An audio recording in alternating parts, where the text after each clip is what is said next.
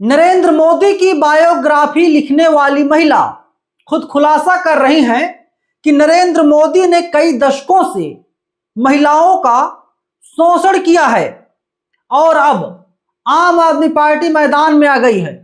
प्रधानमंत्री नरेंद्र मोदी से आम आदमी पार्टी इस्तीफा मांग रही है। आगे मैं आपको बताऊंगा कि क्या क्या महिला पत्रकार ने कहा है, उनके खुलासे में कितना दम है और सुब्रमण्यम स्वामी आजकल चर्चाओं में क्यों हैं, क्योंकि उन्होंने भी बहुत बड़ा खुलासा किया है।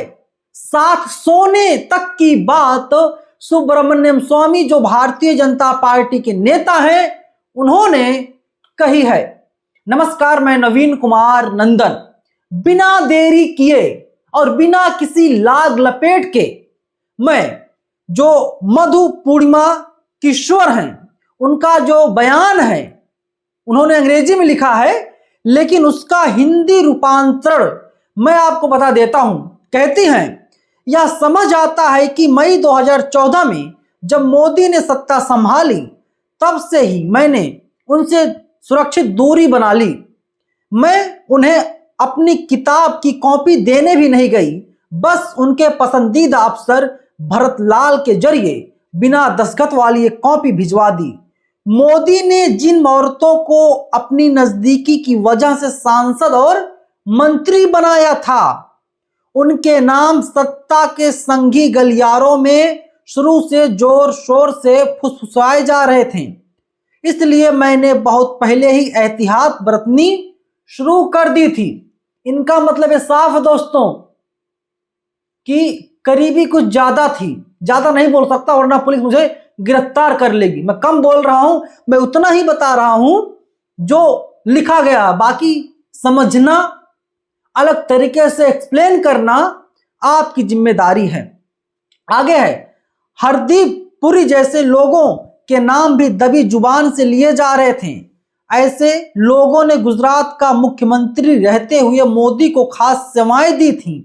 ये बातें तब और जोर पकड़ गई जब हरदीप और जयशंकर को कैबिनेट में शामिल किया गया। 2014 में जब मैं लेक्चर देने अमेरिका गई तो वहां पर भी उनकी अय्याशी के किस्से खूब चल रहे थे। 12वीं पास स्मृति ईरानी को शिक्षा मंत्री बनाए जाने से उन दूसरे घोटालों को भी बल मिला जो तब तक लोगों की नजरों से छिपे हुए थे। 12वीं पास मतलब ईरानी 12वीं पास हैं और उनको शिक्षा मंत्री बनाया गया।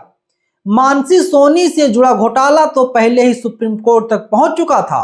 मोदी के किसी करीबी ने मुझे सुप्रीम कोर्ट में जमा किए गए उन कागजों का पूरा सेट दिया जिन्हें कैद IAS अफसर ने जमा कराया था, जो खुद भी मानसी सोनी के साथ रंगरेलियां मना रहा था। इसके अलावा गुजरात के लोगों ने मेरे साथ उन घिनौनी हरकतों के किस्से साझा किए जो उन्होंने गुजरात का मुख्यमंत्री रहते हुए औरतों के साथ की थी।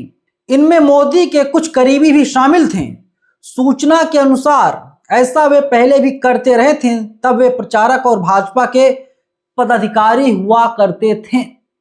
आगे है कि अमित मालवीय, जिनके ऊपर आरोप है कि अश्लील सामग्री बेचते हैं, अमित मालवीय को भाजपा का सोशल मीडिया इंचार्ज बनाया जाना भाजपा के आला नेताओं की मानसिकता का एक और सबूत था।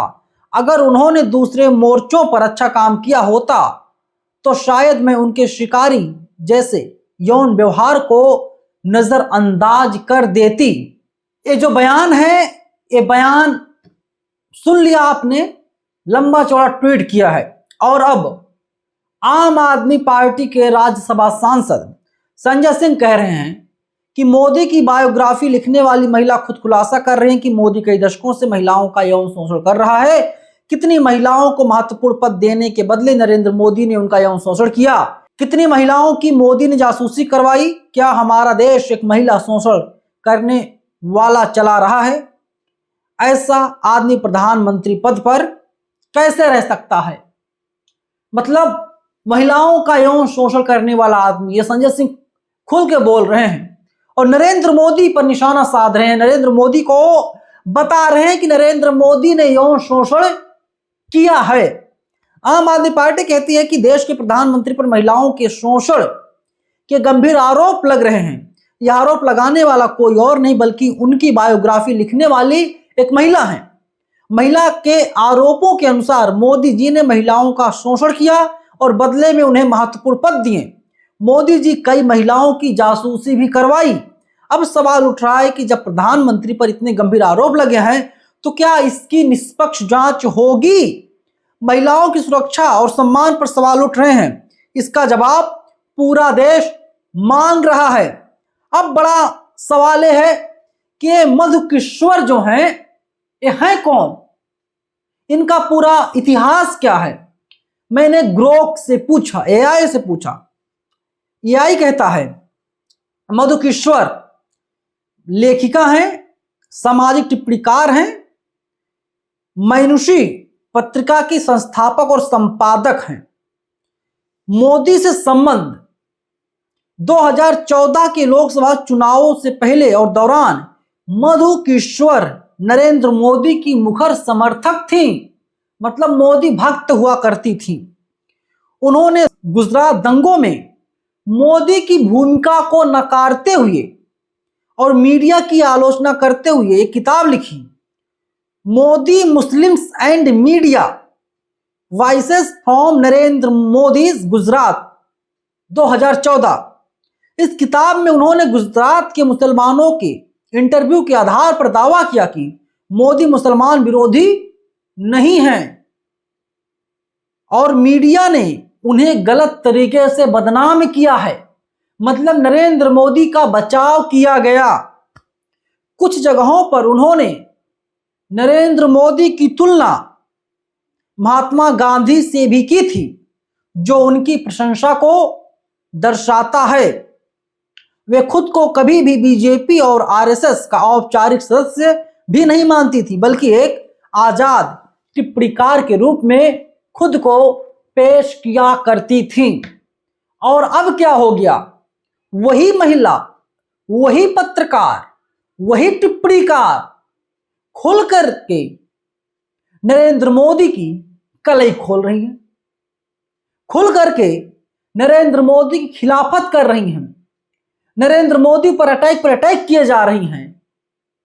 और जब बीजेपी के नेता जिनके ऊपर कोई कार्रवाई नहीं होती, सुब्रमण्यम स्वामी गंभीर आरोप लगाते हैं, असली एप्स्टीन फाइल भारत में है ऐसा दावा करते हैं, लेकिन उनको ना तो गिरफ्तार किया जा रहा, ना उनको जेल भेजा जा रहा है, कोई कार्रवाई नहीं हो रही है। और इसी देश में अपोजिशन का नेता नरेंद्र मोदी की खिलाफत भी करता है, छोटे मोटे आरोप भी लगा देता है, उसके घर पर ईडी पहुंच जाती है, सीबीआई पहुंच जाती है, उसके ऊपर कानूनी कार्रवाई होती है। लेकिन शोषण के आरोप जब देश के प्रधानमंत्री नरेंद्र मोदी के ऊपर लग रहे हैं, सारी एजेंसियां खामोश हैं।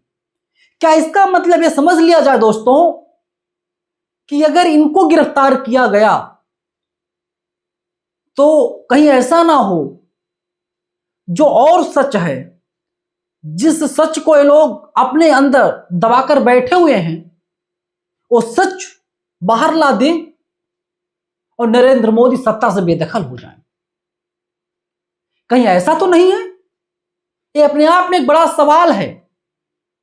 ये सवाल लगातार बनता जा रहा है और सवाल यही पूछा जा रहा है, इनके ऊपर कार्रवाई क्यों नहीं?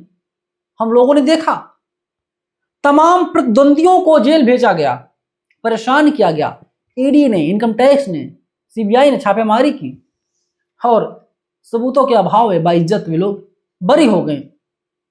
फिलहाल इस वीडियो में इतना ही। कमेंट बॉक्स में आप लोग अपनी राय जरूर लिखिएगा और आप लोग क्या सोचते हैं पूरी वीडियो पर, आपका जो राय है बहुत इंपॉर्टेंट। और हाँ, आप लोग बाम सेफ न्यूज को तुरंत सब्सक्राइब कर लीजिए। धन्यवाद।